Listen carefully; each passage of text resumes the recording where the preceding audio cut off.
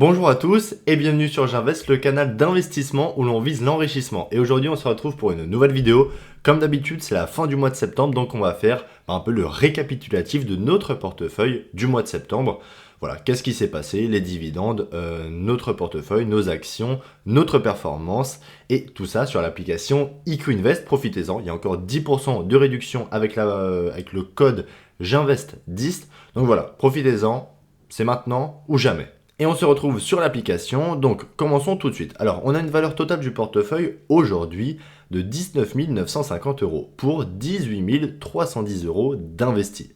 Ce qui nous fait une performance absolue de 1640 euros et 30 centimes, une performance absolue en pourcentage de quasiment 9%, on est aujourd'hui à 8,98%. Ce qui nous fait un CAGR de 7,33%. Et on va voir ça un peu plus en détail dans la performance et on va comparer donc mon portefeuille par rapport au S&P 500 et vous allez voir, non je vous spoil pas, vous allez voir juste après. Les dividendes, on est à 65,03 centimes, c'est pas énormément, 0,35% de dividendes. Vous le savez, c'est pas ma tasse de thé les dividendes. Alors pour ce qui est des comptes, donc le PEA ça englobe encore la majorité de mon portefeuille avec 52% de mis sur le PEA. J'ai un CTO donc chez Interactive Broker avec à peu près 3759 euros et un CTO sur Bourse Direct. Et si vous voulez, profitez-en, j'ai un lien de parrainage en description pour le CTO d'Interactive Broker. Donc le CTO de Bourse Direct, j'ai à peu près, 5831 euros. Et si on regarde plus en détail, donc le CTO d'Interactive Broker par exemple, j'ai une performance absolue aujourd'hui, si je revends tout, de 409,64 euros, ce qui fait une bonne performance absolue à 12,23%, ce qui nous fait un CAGR de 16,48%. Le CTO de Bourse Direct, on est à 8,79% de performance absolue et le PEA à 7,91% de performance absolue, mais par contre un CAGR absolument dégueulasse, il faut le dire, à 2,61%. Je vais vous expliquer ça juste après. Ne faites pas les mêmes erreurs que moi. On va en parler juste après de toute façon. Donc c'est parti pour les positions que j'ai en portefeuille. Et vous allez voir qu'il y a quand même eu du changement par rapport au mois dernier. Donc j'ai encore 23%, d'ailleurs je me renforce chaque mois sur mon ETF ESE, le ticker ESE, donc du S&P 500 qui est généré par BNP Paribas, 17% chez le Amundi ETF qui réplique le Nasdaq. Donc les deux, je me renforce chaque mois dessus. Je fais mon DCA très tranquillement sur ces deux ETF. Enfin sur mes deux seuls ETF d'ailleurs. Louis Vuitton qui a fait des siennes pendant plusieurs mois, et bien là il a explosé il y a vendredi dernier où il a pris 10%, parce que je peux vous dire que ma performance sur Louis Vuitton elle était absolument scandaleuse, elle était absolument dégueulasse la semaine dernière, mais bon c'est reparti, de toute façon nous on vise du long terme, ça m'a pas fait chaud aux yeux. Donc 11% sur LVMH, j'ai Alphabet qui arrive en troisième position, mais en fait réellement c'est ma première position en action Alphabet, vous allez voir juste après. J'ai Markel qui va suivre après, Visa, Microsoft, United Health et Alphabet. Et oui, parce que j'ai racheté du Alphabet, mais cette fois en classe A et pas en classe C. Nike, donc ça c'est ma position que j'avais ouverte en août. On va voir Alphabet, on va voir Euronext et Texas Instruments. Donc, alors concernant la répartition de mon portefeuille par pays, bon vous voyez, je suis majoritairement aux États-Unis avec 75% de mon portefeuille en dollars ou en tout cas en actions américaines.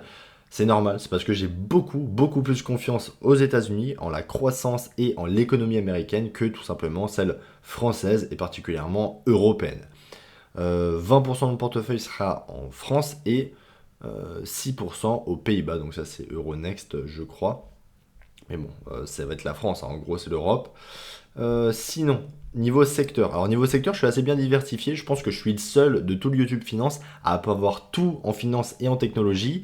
Donc en finance, j'ai quand même 31%. En consommation discrétionnaire, j'ai 27%. 24% en technologie, 10% en santé, c'est très important, il ne faut pas l'oublier, et 8% dans les communications. Et c'est parti, on va voir ensemble un peu le détail de mes positions. Donc vous voyez, la meilleure position, et d'ailleurs c'est une des plus petites, c'est ça qui est malheureux, qui a la meilleure performance. Aujourd'hui, je suis à quasiment 40% de performance sur cette action et c'est tout simplement Apple. Apple que j'avais eu acheté à 166$ et aujourd'hui elle cote 231$, ce qui en fait ma meilleure plus-value latente. Ensuite, il va y avoir Texas Instruments avec une performance de 35,72%, Euronext, United Health, Microsoft, Nike, bon, faut laisser le temps au temps, hein, faut attendre qu'elle arrive un peu plus vite. J'ai quand même 43€ en positif, ça peut faire à peu près 6% de gain latent. Mais bon, ça, on s'en fout. Alphabet, c'est la nouvelle position que j'ai achetée, je vous l'avais dit, où là j'ai une performance de 4,24%, mais il faut laisser beaucoup de temps. Et LVMH, donc l'ascension faramineuse, hein, vous voyez juste là, LVMH bourse, on va pas se prendre la tête. On va le voir sur les 6 mois. Non, on va le voir sur le 1 mois. Et voilà, vous allez voir, on était à 591€ le 20 septembre, vendredi 20 septembre. Et là, on est passé à 18% de performance le 27 septembre avec 18,8% en plus en peu de temps, hein, du 25 au 27, on a pris quasiment 14%.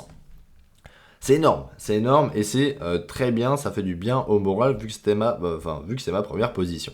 Alors maintenant qu'on a vu un peu en détail les positions de mon portefeuille, passe à quelque chose de très sérieux, c'est le nouvel onglet qui est arrivé dans l'application, donc profitez-en, c'est l'onglet performance, vous allez voir votre performance de façon absolue, et en CAGR, ça veut dire que vous allez pouvoir comparer votre portefeuille si vous renseignez bien tout de vos transactions dans l'onglet portefeuille, dans l'onglet analyse et dans le sous-onglet performance, vous verrez votre performance face aux principaux indices. Là, il n'y a que le S&P 500, mais en même temps, c'est celui qui est le plus intéressant.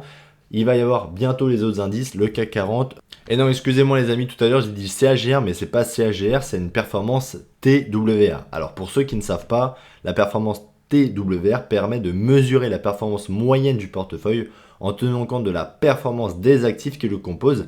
C'est-à-dire qu'avec le TWR, tout l'argent que vous allez remettre dans votre portefeuille ou bien celle que vous allez enlever de votre portefeuille, si vous enlevez tout ça, vous allez avoir votre performance réelle et c'est ça la performance TWR. Voilà, c'est marqué ici. Hein. Le TWR permet aux investisseurs d'évaluer et de comparer la performance d'un portefeuille indépendamment des versements et des sorties individuelles. Le TWR veut dire en fait Time Weighted Return. C'est parti.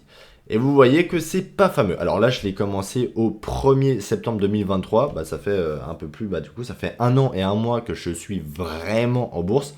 J'avais déjà ouvert mon PEA courant 2021, mais j'en avais fait absolument rien. J'avais juste donné date, j'avais mis 500€ et c'est tout ce que j'avais fait. Donc, les choses réellement ont commencé le 1er septembre 2023. Et vous voyez que ma performance est en fait en deçà du S&P 500 quasiment tout du long. C'est ça qui est un peu triste, hein, mais bon. Nous, on est là pour du long terme. On s'en fout. J'ai une performance au 30 septembre 2024 de 12,09% en TWR contre un S&P 500 qui a fait 27,02%.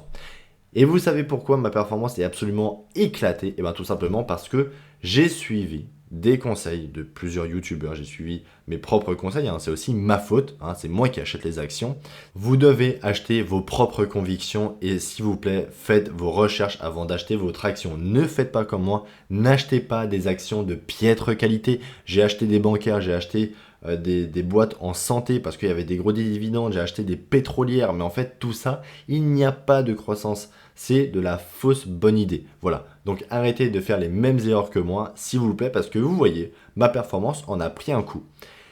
Je n'avais pas forcément, le 1er septembre 2023, une approche qualité, une approche quality, un investissement quality, même pas du tout, en fait, très peu d'actions étaient qualité. Je regardais surtout les PRU, moi je voulais des actions, pas du value, mais je voulais des actions qui coûtent pas très cher, et je pensais que ça allait m'offrir beaucoup de performance. En fait, pas du tout.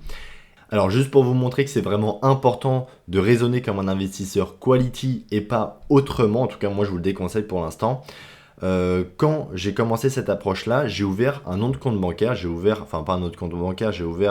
un nom de compte chez un autre courtier, donc chez Interactive Broker, j'avais ouvert un second CTO pour faire abstraction de Bourse Direct.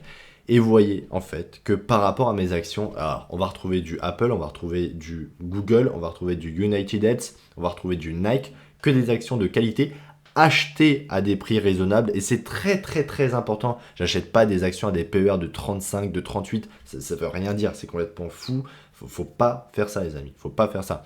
Une société avec un PER au-dessus de 35, moi personnellement, je n'achète pas. Et vous voyez, je surperforme le S&P 500 depuis le début. Depuis le début, je suis jamais arrivé en dessous du S&P 500 parce que j'ai une approche qualité, mais qualité avec des prix raisonnables. J'achète pas n'importe quoi. C'est pas parce que Hermès est une magnifique boîte que je dois l'acheter à des PER de 50. C'est pas parce que Nvidia c'est un mastodonte des semi-conducteurs que je dois l'acheter à des PER de 40. C'est hors de question. Pareil pour ASML, pareil pour Fortinet. Ce n'est pas envisageable pour moi. Et vous voyez, là par exemple, le 5 août 2024, quand le S&P 500 avait une performance négative, quasiment à moins 1%, moi j'avais une performance de 8,7%. Je surperforme l'indice depuis le début, en fait, tout simplement, depuis le 1er avril 2024. Et aujourd'hui, on est le 30 septembre 2024.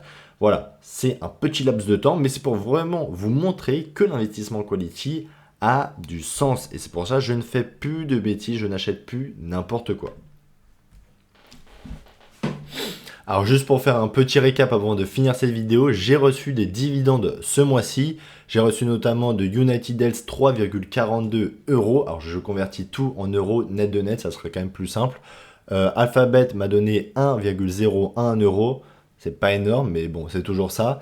Microsoft 1,13 euros et Visa 1,31 euros. Voilà, c'est un peu le récap du portefeuille du mois de septembre. J'espère que le mois d'octobre sera bon. Alors pour moi, un bon mois, c'est un mois où je peux acheter des actions. Je m'en fous que le mois d'octobre explose à 20%. Moi, s'il peut perdre 50%, ça m'arrange. Ça ne me dérange pas de perdre de l'argent en bourse de façon relative, bien évidemment.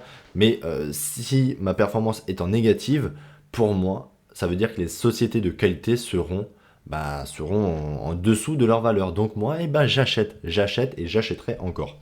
Alors pour ce qui est de la watchlist, si vous voulez, on va faire un peu le point rapidement. J'ai pas prévu forcément de racheter des actions, surtout le mois prochain, je vois quasiment rien d'intéressant. Visa pourrait m'intéresser, mais je trouve que, alors j'ai calculé ma marge de sécurité, elle est à 6,85%, c'est pas énorme. Alphabet, je me suis déjà renforcé dans cette action. Nike, il y a eu un changement,